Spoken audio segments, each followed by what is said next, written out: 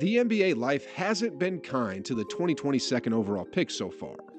He was supposed to be a beacon of light for the Warriors in their quest to recapture their championship dominance, the one who is supposed to inherit the mantle from Steph and extend the Warriors dynasty for as far as the eye can see.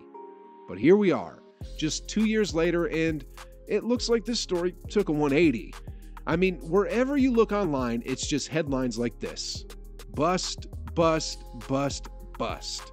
The image of the 21-year-old is that of a bust. But what if I told you that instead that the NBA is about to witness an insane comeback story? You might think I'm crazy. You might think that I'm delusional and I didn't take my meds. But so did many others when I said the Warriors were going to win the 2022 championship. From the deepest corners of the Warriors organization, from everything that I've seen and heard from Wiseman in his NBA and G League games, everything is actually aligning up properly. And if I were a betting man, there's a lot of good reasons why I'm putting my chips on the 2020 lottery talent. Here's James Wiseman on the block. He's being guarded by Kevin Durant, and look at how he attacks the Nets superstar. One power dribble, and with nothing else except sheer force and will, he takes it straight to the basket for 2 points. In this game, the young Warriors center went off for 30 points. But here's the thing. He shot 12 for 14 from the field. That's some superstar efficiency numbers, even for a center. And you know what? The media has been very unfair to the big ticket. I mean, he went from being a superstar in high school to getting unfairly banned from NCAA basketball after playing just 3 games, to getting a leg injury just midway through his first year, to sitting out a complete year, to where he finds himself now. And where's that, you might ask? Well, take a look at this. He started off the year slowly, then got sent down to the G League, but take a look at what happened from there. He started learning his game, learning his craft, and strung together multiple 20-point, 10-rebound games, then capped it off with a 31-point game against the South Bay Lakers. Then, in his first game back in the NBA, where he got close to 30 minutes, he was the best Warrior on the floor and put up an efficient 30-point game. And that brings me directly to my next point. The Warriors are currently down several players. I mean, Curry is out with that shoulder injury, Wiggins has that adductor issue, and JaMychal Green has also been missing in action. While many may see these as a negative, what it actually does is that it allows someone like James Wiseman to get actual minutes on the floor, and just take a look at what this beast could do. Here's Wiseman. After setting the split screen for Dante DiVincenzo, Wiseman rolls towards the rim, and standing at 7 feet, there was literally nothing nobody could do except watch. Let's take a look at another one. Here's Wiseman again. Draymond has the ball up top, and when Wiseman realizes that there's a severe mismatch with Royce O'Neal guarding him, he quickly fronts him for position. Then when Draymond hits him with the pass, again, there was nothing anybody could do except watch. Next off, let's switch to defense a bit. From what I'm seeing, Wiseman is starting to understand how to make an impact on winning without putting up points. He's defending better in the paint and grabbing rebounds. He's sliding over faster on defense and protecting the rim. The most important thing he has to do now is to be consistent. Then the narrative on him will do a complete 180 again. Because the truth of the matter is, the Warriors already host a huge number of comeback stories. I mean, Wiggins is one, GP2 was one, the pool party is another one, and next off, it's going to be the big ticket, James Wiseman. Anyways, moving on from one comeback story to another, the Golden State Warriors as an organization are going to have a resurgence of their own very soon. This clip here from Draymond is just as cold as when Steph said, "You don't want to see us next year." Anyways, here it is. How do you feel about the possibility of this team being in a play-in situation? I feel sorry for who's the 1 or 2 seed. That would suck. That would suck a lot.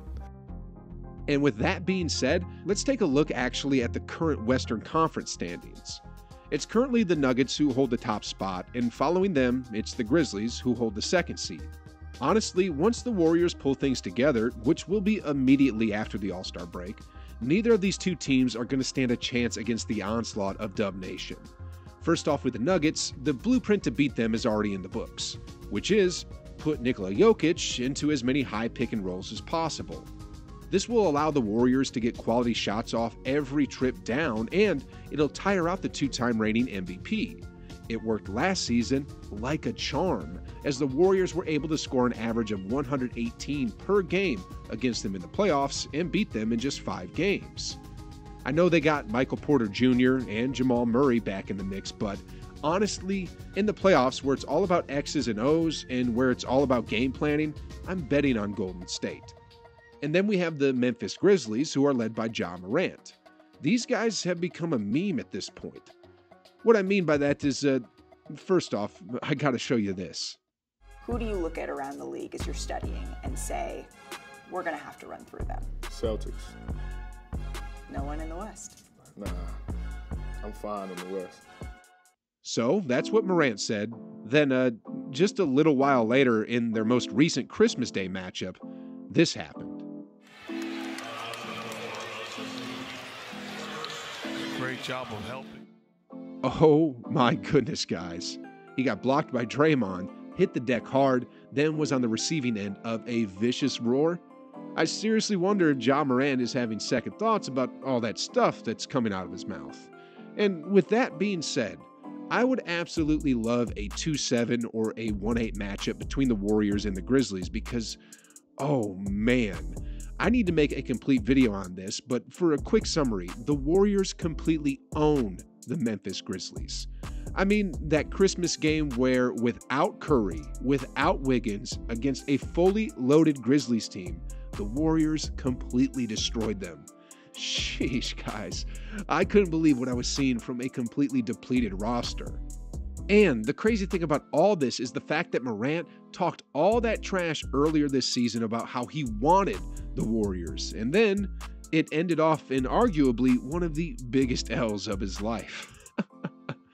Because of the Warriors being so short-handed, because of all the trash talking going into this, because it happened on Christmas Day, this was almost as bad as the Phoenix Suns and their Luka special, for crying out. And honestly, Ja Morant is probably one of the most overrated superstars in the league. Sure, he can put on ESPN highlights and occasionally fill up the stat sheet, but the truth of the matter is, he's inefficient. I mean, look, for the season so far, 26.5 points looks great, 8 assists and 6 rebounds also look great, but the guy is shooting 45% from the field, 34% from three-point range, and just 74% at the free throw line, for Pete's sake. In today's NBA, that's the recipe for a quick playoff exit. Anyways, back to the Warriors. For a team that started off the season 3-7 and who could potentially be the 8th seed, this team could make history, and we could be witnessing an insane comeback story. I mean, no 8th seed has ever won the championship, and man, I would love for the Grizzlies to get the top seed in the West and for the Warriors to get the bottom seed. What better way to beat the Grizzlies than to make history at the same time? Then after that happens, I wonder if Dylan Brooks is going to continue saying things like this. Keep building this dynasty and keep building this dynasty and keep building this dynasty and